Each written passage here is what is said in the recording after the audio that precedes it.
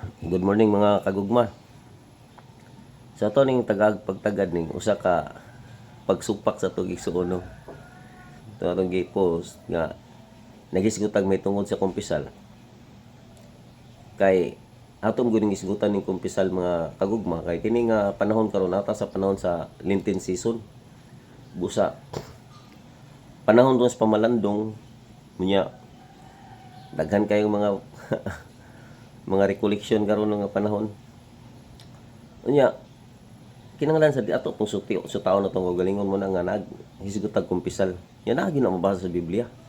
Nga ikumpisal nimo sa pare ang imong mga sala. Unya kanang gingon sa Biblia nga isugid ang imong sala sa Dios. Insakto man na, wala man ta magsupak ana.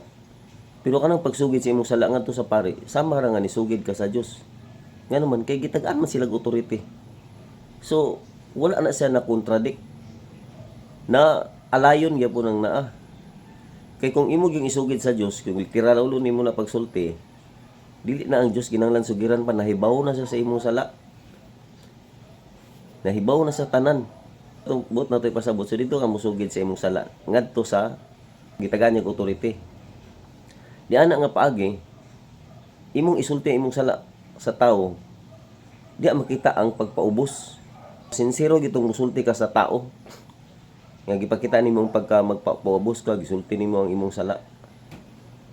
Muna na nga mo duol ka sa gitagaan niyang authority. Yan naman sa Biblia.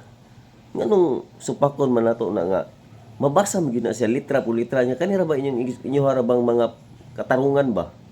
Nga kinahanglan mabasa gyud sa Biblia litra po litra, di mi mutuo kung di mabasa.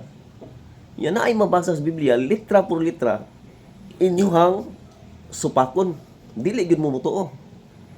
Pag-post na ko gahapon may tungod sa kumpisal, hatag na kong bersikulo. Kabalo ka say comment sa mga basher na to. Mingon din nga, dapat basahon nimo na sa Biblia. Dapat na kay bersikulo.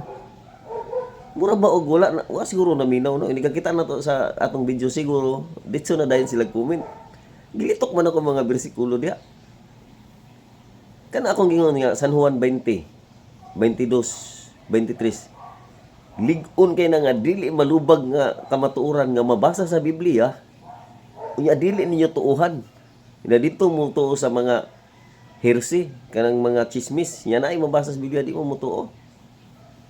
Kasi ang mabasa sa Biblia, si Ginoong Jesucristo sa diyang nabanhaw siya, iyang gingnan niya mga tinunan. Makikita ko ninyo dito sa bukid sa Galilee. Munang iyang mga tinunan tuwa dito, nagtapok tanan. Ngo si Kristo sa tisirado nga lawak ni butho sa ilang atubangan. Oh. Unya gingnan niya yung mga tinunan nga gitayhupan niya kanang yung pagsugo niya ba. Tayhupan niya o iya ding gingnan nga panglakaw mo sa tanan kanasuran. Munang record ni Kuan San Mateo. Himuas lang akong mga tinunan bunyagi sila sa ngalan samahan sa anak ug sa Espiritu Santo. Og ako magauban kanyo kanunay hangtod sa katapusan sa kalibutan. Mo ang record ni San Mateo 28:19-20. Pero sa San Juan nga record, connection ni anang mao nga record giingnan pod ni Ginoong Jesucristo iyang mga tinunan. Gitayhupan niya og iyang giingnan dawatan ninyo ang Espiritu Santo. Kang bisan kinsang sala nga inyong pasayloon kana akong gipasaylo.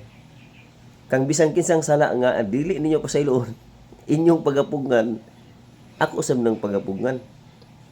So kana siya sumpay na sa kanang the Great Commission kanang pagpalakaw niya sa iyang mga tinunan sa tanang mga nasod. So naa day ang pagpasaylog sala. Gihatag niya nga authority ngadto sa iyang mga tinunan niya. Di na to na malubag nga kamaturan. Nya sa Lucas 24:47 sumala sa mabasa nga matud pa ang pagwali sa paghinulsol o pagpasaylog sala iwali sa tanan nga mga nasod. Yung saon man ang naa, mukumpisal ka sa pare. Sa to pa, imuhang aninawo ng imong mga sala nga nahimo, imong hinumduman, imong isulti.